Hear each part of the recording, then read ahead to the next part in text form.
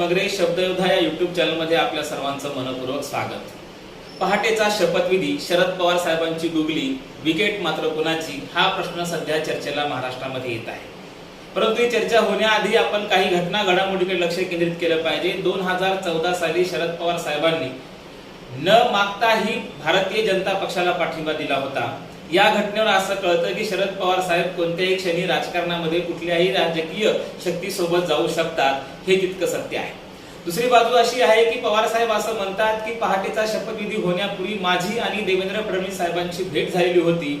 मला फक्त देवेंद्र फडणवीस साहेबांना महाराष्ट्राच्या जनतेसमोर जाहीर करायचं होतं की सत्ता स्थापन करण्यासाठी देवेंद्र फडणवीस किती हपापलेले आहेत आणि म्हणून त्यांनी मी हे जाहीर करण्यासाठीच पाठिंबा दिला होता, अशी एक बाजू ते त्या मुलाखतीमध्ये मांडत आहे। परंतु दुसरी एक बाजू आपल्या लक्षात येते की देवेंद्र फडणवीस साहेबांची राजकीय महत्त्वाकांक्षा आहे हे जगजाहीर आहे आणि प्रत्येक राज्यकर्त्याची, प्रत्येक राजकारण्याची राजकीय महत्त्वाकांक्षा असते, हे तितकं सत्य आहे। त्यामुळे कोणी राजकीय महत्त्वाकांक्षा घेऊन राजकारणामध्ये येत नाही असं होऊ शकत नाही। परंतु शरद पवार साहेबांनी टाकलेली गुगली नेमकी विकेट कोणाची गेली, असा प्रश्न जेव्हा पत्रकार देवेंद्र फडणवीस साहेबांना विचारतात तेव्हा देवेंद्र फडणवीस साहेब म्हणतात की त्यांनी गुगली टाकली, विकेट माझी नाही तर त्यांचेच पुतणे अजित पवार साहेबांची गेली। एकीकडे आपल्याला कळतं की सरकारच्या त्या पहाटेच्या शपथविधीसाठी शरद पवार साहेबांनी अजित पवार साहेबांनाच का पाठवलं, याचं कारण देवेंद्र फडणवीस साहेब सांगतात की त्यांना माहित होतं की याच्यामधून प्रचंड बदनामी होऊ शकते आणि म्हणून त्यांनी आपल्या मुलीला अर्थात सुप्रियाताईंना न पाठवता अजित पवार साहेबांना पाठवलं। आणि मग या सगळ्या घटना घडामोडीनंतर पवार साहेबांनी ज्या अजित पवारांना पाठवलं, अजित पवारांना काका मला वाचवा म्हणण्याची वेळ आली आणि त्याच्यामुळे सर्वाधिक बदनामी, खरं तर खरी विकेट ही अजित पवार साहेबांची गेली। अगदी स्पष्ट बोलणाऱ्या माणसाची ही विकेट गेल्यामुळे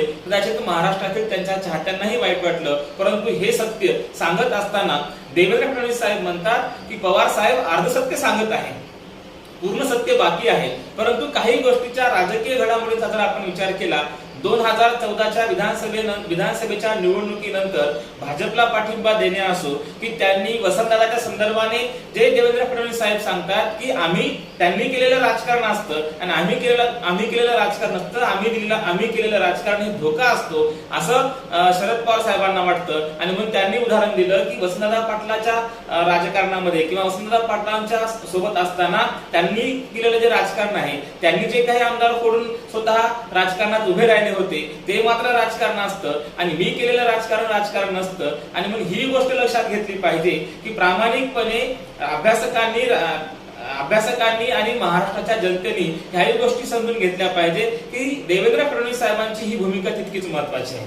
कारण एकीकडे तुम्ही केलेलं राजकारण असतं आणि यांनी 40 आमदार फोडून नेले आणि स्वतः सत्तेमध्ये आले, याला मात्र तुम्ही राजकारण म्हणत नाही। ही खरं तर शरद पवार साहेबांची जुनीच खेळी आहे। एक आपल्या लक्षात येतं की शरद पवार साहेबांशिवाय महाराष्ट्राच्या राजकारणाचा पत्ताही हलत नाही। पण तेही तितकंच सत्य आहे की पवार साहेबांच्या राजकारणावर महाराष्ट्रातलीच नाही तर देशातील राजकारण्यांचा आणि राजकीय नेतृत्वाचा विश्वास आहे असं वाटत नाही। कारण बऱ्याच घटना घडामोडीमधून शरद पवार साहेबांच्या बाबतीमध्ये अनेक राज्यकर्त्यांनी आणि अनेक राजकारण्यांनी विश्वास दाखवलेला नाही किंवा तसंच एकूणच वातावरण आपल्याला दिसून येतं। परंतु सत्य हे आहे की या गुगलीने विकेट नेमकी कोणाची गेली। पहाटेचा शपथविधी झाला, या शपथविधीच्या आधी माझी आणि देवेंद्र फडणवीस साहेबांची भेट झाली होती असं एकीकडे शरद पवार साहेब म्हणतात, तर दुसरीकडे देवेंद्र फडणवीस साहेब म्हणतात की हो सकाळचा शपथविधी झाला परंतु त्यांनी गुगली टाकली, त्या गुगलीने माझी विकेट नाही तर त्यांच्याच पुतण्याची विकेट गेली,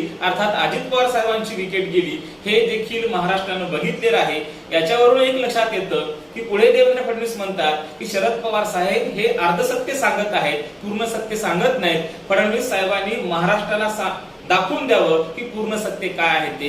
याच्यावर एकूणच आपल्या लक्षात येतं की शरद पवार साहेब असतील, देवेंद्र फडणवीस साहेब असतील किंवा अजित पवार साहेब असतील, या सर्व राज्यकर्त्यांचा जर विचार करायला गेलं तर या पहाटेच्या शपथविधीच्या नंतरचं राजकारण हे आपल्या लक्षात येतं। कुठल्याच राज्यकर्त्यांना सर्वसामान्यांच्या प्रश्नांचं काही देणं घेणं उरलेलं नाही, हेच यातून दिसून येतं। धन्यवाद।